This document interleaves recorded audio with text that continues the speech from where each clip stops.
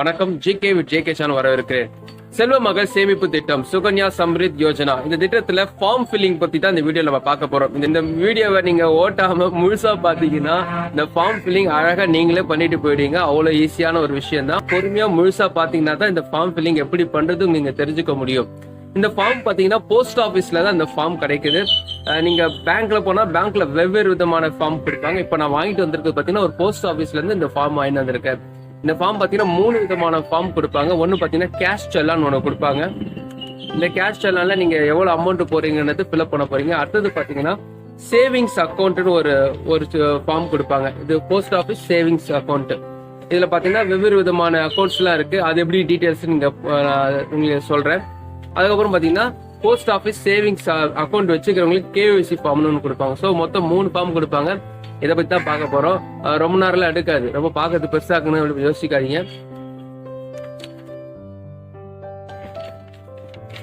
என்ன இந்த ஃபார்ம் இவ்வளவு பெருசா இருக்கு, இவ்வளவு என்னால ஃபில்அப் பண்ண முடியுமா யோசிப்பீங்க. அந்த அளவுக்கு ஒன்றும் பெரிய விஷயம் எல்லாம் இல்லை, சாதாரண விஷயம் தான்.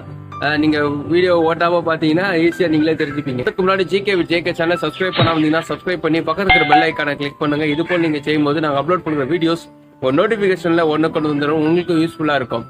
செல்வ மகள் சேமிப்பு திட்டம், இது இந்தியில் சுகன்யா சம்ரித் யோஜனான்னு சொல்லுவாங்க.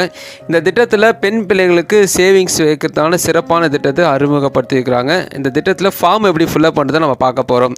நீங்கள் போஸ்ட் ஆஃபீஸில் உங்கள் அருகில் உள்ள போஸ்ட் ஆஃபீஸ்க்கு போய் இந்த திட்டத்தை சொல்லி இங்கே ஃபார்ம் கேட்டிங்கனாவே இந்த ஃபார்ம் கொடுப்பாங்க. இந்த ஃபார்ம் பார்த்தீங்கன்னா ஃபஸ்ட்டு ஒரு செல்லான் கொடுப்பாங்க. அடுத்து பார்த்தீங்கன்னா ஒரு போஸ்ட் ஆஃபீஸ் அக்கௌண்ட் ஓப்பன் பண்ணுற ஒரு ஃபார்ம் கொடுப்பாங்க. இந்த ஃபார்ம் பார்த்தீங்கன்னா இதுக்காக தனியாக இருக்காது. அதாவது செல்வ மகள் சேமிப்பு திட்டத்துக்கும் தனியாக ஒரு அக்கௌண்ட் ஓப்பன் பண்ணுற ஃபார்ம் இருக்காது. பொதுவாகவே இந்த ஒரு ஃபார்ம் கொடுப்பாங்க. அந்த ஃபார்மில் பார்த்தீங்கன்னா வெவ்வேறு விதமான திட்டத்துக்கு எல்லாத்துக்கும் ஒரே ஒரு ஃபார்ம் தான். நீங்கள் ஜஸ்ட் டிக் பண்ணுற மாதிரி தான் இருக்கும். இந்த ஃபார்மில் பார்த்தீங்கன்னா தமிழ் பக்கமும் கொடுத்துருப்பாங்க. ஒரு பக்கம் இங்கிலீஷ், பேக் சைடு பார்த்தீங்கன்னா தமிழ்லேயும் இருக்கும். இன்கேஸ் உங்களுக்கு கம்ஃபர்டபுளாக இல்லைன்னா தமிழில் நீங்கள் எழுதுனா எழுதிக்கலாம், ஒன்றும் பிரச்சனை இல்லை. சரி, தமிழ்லேயே நீங்கள் எப்படி ஃபில்அப் பண்ணுறதுன்னு நான் சொல்கிறேன். ஃபஸ்ட்டு நான் இங்கிலீஷில் எப்படி பண்ணணும்னு சொல்லிடுறேன். அடுத்தது தமிழில் எப்படி பண்ணலான்ட்டு உங்களுக்கு ஒரு ஐடியா வந்துடும். அதை நான் எக்ஸ்பிளைன் பண்ணவும் செஞ்சிடுறேன். இந்த ஃபார்மில் பார்த்தீங்கன்னா ஃபஸ்ட்டு நீங்கள் கவனிக்க வேண்டியது பார்த்தீங்கன்னா ஃபஸ்ட்டு ஒரு காலம் வரை அது ஆஃபீஸ் யூஸ், அதை நீங்கள் தொட வேணாம். அடுத்தது பார்த்தீங்கன்னா நீங்கள் ஃபார் அப்ளிகேண்ட்னு ஒரு அது சுகன்யா சம்ரித் யோஜனா நீங்கள் எழுதிடுங்க. இல்லைன்னா கீழே எஸ்எஸ்சிஏன்னு ஒரு ஆப்ஷன் இருக்கும், அதை நீங்கள் டிக் பண்ணிவிடுங்க. இதை பார்த்தீங்கன்னா நீங்கள் ஃபஸ்ட்டு அப்ளிகேஷன் ஃபஸ்ட் நேம் கேட்கும். நீங்கள் உங்கள் பெண்ணோட பேர், அதாவது உங்கள் டாட்டரோட நேம் போட்டுருங்க.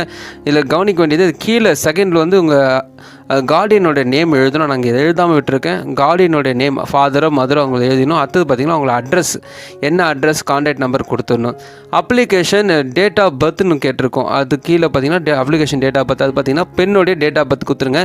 பேன் நம்பர் கேட்கும், அது நீங்கள் கொடுக்கலன்னா பரவாயில்ல விட்டுடுங்க. அடுத்தது பார்த்திங்கன்னா அதுக்கு கீழே பார்த்தீங்கன்னா கார்டியனுடைய டேட் ஆஃப் பர்த், அவங்களுடைய பேன் நம்பர் கேட்கும். அதை மட்டும் நீங்கள் நோட் பண்ணுங்க. கார்டியன் எடுத்து ஃபாதர் இல்லாட்டி மதர், யார் அவங்களுக்கு கார்டியனோ அவங்களுடைய பேன் நம்பர் அங்கே கொடுக்கணும்.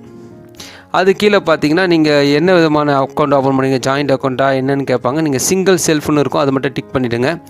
அதுக்கு கீழே எதுக்காக இந்த ஆப்ஷன்லாம் வந்திருக்கு பார்த்தீங்கன்னா, இது எல்லாத்துக்கும் ஒரே ஃபார்ம்ன்றதுனால நீங்கள் சிங்கிள், அது நிறைய சில பேர் ஜாயிண்ட் அக்கௌண்ட்லாம் வச்சுருப்பாங்க. அதனால் நீங்கள் சிங்கிள்ன்றது டிக் பண்ணிவிடுங்க.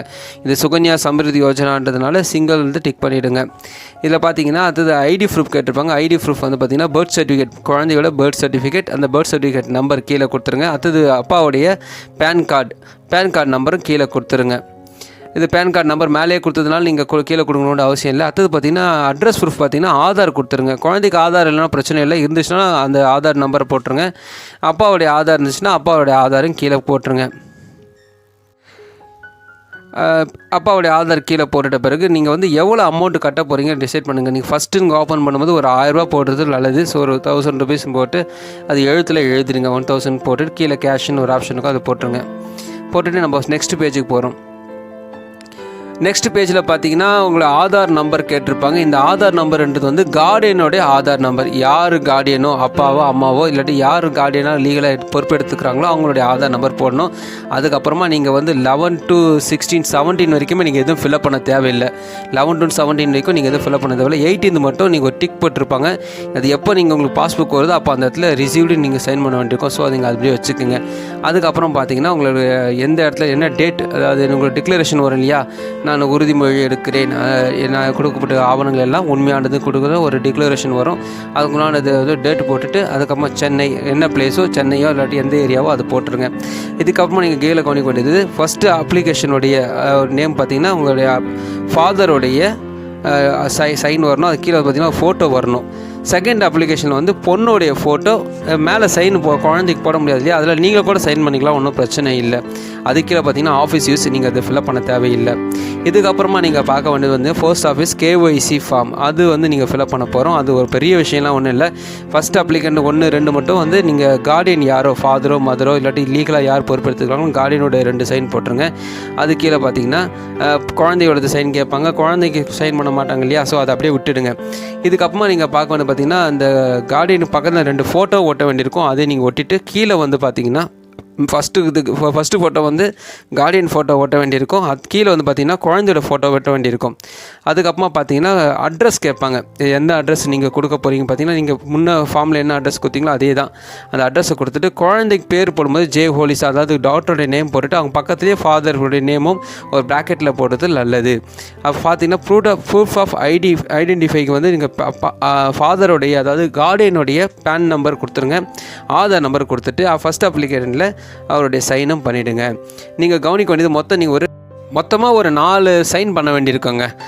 ஃபோட்டோஸ் பார்த்தீங்கன்னா நீங்கள் வந்து ஃபாதருடைய ஃபோட்டோஸ் பாஸ்போர்ட் சைஸ் ஃபோட்டோஸ் 2, குழந்தையுடைய பாஸ்போர்ட் சைஸ் ஃபோட்டோஸ் 2 நீங்கள் கொடுக்க வேண்டியிருக்கும். அதுக்கப்புறமா பார்த்தீங்கன்னா நீங்கள் செல்லான் ஃபில்அப் பண்ண வேண்டியதான். செல்லானில் பார்த்தீங்கன்னா அக்கௌண்ட் நம்பருக்கு நமக்கு தெரியாதனால அக்கௌண்ட் நம்பர் அப்படியே விட்டுட்டு டேட்டை ஃபிக்ஸ் எழுதிடுங்க.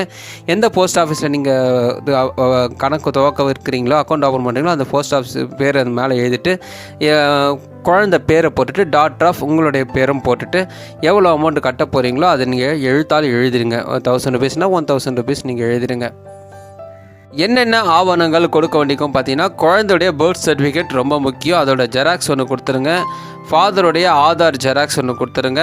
பேன் கார்டு ஜெராக்ஸ், அதாவது ஃபாதருடைய பேன் கார்டு ஜெராக்ஸ் ஒன்று கொடுத்துருங்க. குழந்தையுடைய பாஸ்போர்ட் சைஸ் ஃபோட்டோஸ் 2, கார்டியனுடைய பாஸ்போர்ட் சைஸ் ஃபோட்டோஸ் 2, குழந்தைக்கு ஆதார் கார்டு இருந்தால் அது ஒரு ஜெராக்ஸ் கொடுக்கறது நல்லது. குழந்தைக்கு ஆதார் கார்டு இல்லைனாலும் பரவாயில்லை, பர்த் சர்டிஃபிகேட் வேணும், அது கண்டிப்பாக வேணும், அது இருந்தால் போதும். ஸோ அதை வச்சு கூட நீங்கள் அக்கௌண்ட் ஓப்பன் பண்ணலாம். இந்த ஃபார்ம் பார்த்தீங்கன்னா நீங்கள் முக்கியமாக கவனிக்க வேண்டியது கார்டினுடைய பேன் கார்டு, ஆதார் கார்டு ரொம்ப முக்கியம். மறுபடியும் சொல்கிறேன், ஃபோட்டோஸ் 2 ஃபோட்டோஸ், அதாவது குழந்தையோட ஃபோட்டோஸ் 2, கார்டியனோட ஃபோட்டோஸ் 2, இதை வச்சுட்டு கூட ஒரு 1000 ரூபா நீங்கள் சேர்கிறதுக்காக ஒரு 1000 ரூபா இதை வச்சுட்டு நம்ம போகலாம். இதில் இந்த ஃபார்ம் கீழே பின்னாடியே பார்த்தீங்கன்னா இதை தமிழ்லேயும் கொடுத்துருப்பாங்க. இன்கேஸ் உங்களுக்கு வந்து இங்கிலீஷில் குழப்பமாக இருந்துச்சுன்னா தமிழ்லேயும் அது கொடுத்துருப்பாங்க. அந்த ஃபார்ம் எப்படி ஃபில்அப் பண்ணுறதுன்னு ஒரு நொடியில் சொல்லி முடிச்சிடுறேன்.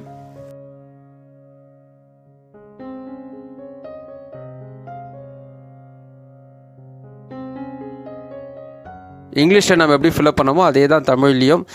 இந்த பார்த்திங்கன்னா ஆஃபீஸ் யூஸ்ன்றது வந்து அலுவலக உபயோகத்துக்கு மட்டும் கொடுத்துருப்பாங்க. ஸோ அதை நீங்கள் டிஸ்டர்ப் பண்ண வேணாம், அப்படியே விட்டுடுங்க.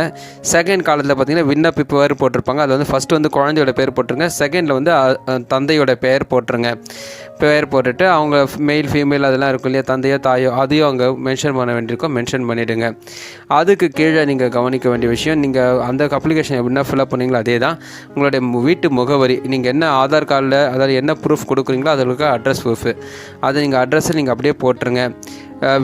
விண்ணப்பதாரர் பிறந்த தேதி, குழந்தையுடைய பிறந்த தேதி. அதுக்கப்புறமா செகண்டில் பார்த்தீங்கன்னா பாதுகாவலர் அந்த கார்டியனுடைய பிறந்த தேதி போட்டுருங்க. தனின்ற ஒரு, அதாவது எந்த அக்கௌண்ட் ஓப்பன் பண்ணி போட்டிருக்கோம் அது வந்து தண்ணின்னு ஒன்று தண்ணியே தானே போட்டிருக்கோம், அது மட்டும் கிளிக் பண்ணிவிடுங்க. அதுக்கப்புறம் என்ன ப்ரூஃப் கொடுக்க போகிறீங்களோ அது எழுதிடுங்க, அது டாக்குமெண்ட்டும் எழுதிடுங்க. ஆதார் கார்டு பேக் சைடு இப்போ நம்ம திருப்புறோம், பேக் சைடு பார்த்திங்கன்னா ஆதார் எண் கேட்டிருக்கோம். இது வந்து கார்டியனுடைய ஆதார் எண், பாதுகாவலர் போட்டிருக்கலையே அவங்களுடைய ஆதார் எண்ணை போட்டுட்டு 11 to 17 வரைக்கும் நீங்கள் எதுவுமே பண்ண தேவையில்லை. அந்த காலத்தை அப்படியே விட்டுட்டு 18th வந்து நீங்கள் உங்களுடைய பாஸ்புக் உங்களுக்கு கொடுக்கும் பொழுது அந்த இடத்துல நீங்கள் சைன் பண்ண வேண்டியிருக்கும். தமிழில் மறுபடியும் சொல்கிறதுனால உங்களுக்கு கொஞ்சம் சலித்து போகலாம், மறுபடியும் நீங்கள் பண்ணுறது நல்லது தானே. இந்த இடத்துல வந்து ஃபாதரோடைய ஃபோட்டோஸ் நீங்கள் ஒட்ட வேண்டியிருக்கும். அதாவது முதல் விண்ணப்பதாரில் ஃபாதரோட ஃபோட்டோஸ், செகண்ட் விண்ணப்பதாரில் குழந்தையோட ஃபோட்டோஸ் ஒட்ட வேண்டியிருக்கும். மேலே பார்த்தீங்கன்னா அதில் சைன் பண்ண வேண்டியிருக்கும், அதை ஞாபகம் வச்சுங்க. அதோடைய கார்டியனே சைன் பண்ணால் போதும். அந்த KYC ஃபார்மு கிட்டத்தட்ட தமிழ் அதே தான். நீங்கள் வந்து ஃபஸ்ட்டு கையொப்பம் வந்து அந்த கார்டியனுடைய 2 இடத்துலையும் கார்டியனோட சைன் பண்ணிவிடுங்க. இங்கே வந்து ஃபாதருடைய ஃபோட்டோஸ், செகண்டில் பார்த்தீங்கன்னா அந்த குழந்தையுடைய ஃபோட்டோஸ் நீங்கள் ஒட்ட வேண்டியிருக்கும். அதுக்கப்புறம் கீழே பார்த்தீங்கன்னா இந்த அட்ரஸ் ப்ரூஃப், அதில் எப்படி அட்ரஸ்லாம் எழுதிங்க அதே தான். அந்த அட்ரஸ் ப்ரூஃபில் என்ன அட்ரஸ் இருக்கோ அதை அப்படியே ஃபில்அப் பண்ணிவிட்டு கீழே வந்து முதல் விண்ணப்பதாரில் உங்கள் கார்டியனுடைய சைனப் பண்ணிவிடுங்க. இவ்வளோ தான், பெரிய விஷயம்லாம் ஒன்றும் இல்லை. நீங்கள் சாதாரணமாக இது பண்ணிட்டு போயிடலாம். ரொம்ப தெளிவாக சொல்லணும்னா எந்த இடத்துல கார்டியன் பேர் போடணும், எந்த இடத்துல குழந்தையோட பேரை போடணுன்றதை தெரிஞ்சுக்கிட்டாவே போதும். இந்த ஃபார்மை நீங்கள் ஈஸியாக ஃபில்அப் பண்ணிடலாம். இந்த வீடியோ உங்களுக்கு பிரோஜனமாக நினைக்கிறேன். உங்கள் ஃப்ரெண்ட்ஸ் சர்க்கிளும் ஷேர் பண்ணி விடுங்க, அவங்களுக்கும் பிரோஜனமாக இருக்கும். மற்றொரு வீடியோவில் மறுபடியும் பார்க்கலாம். வணக்கம்.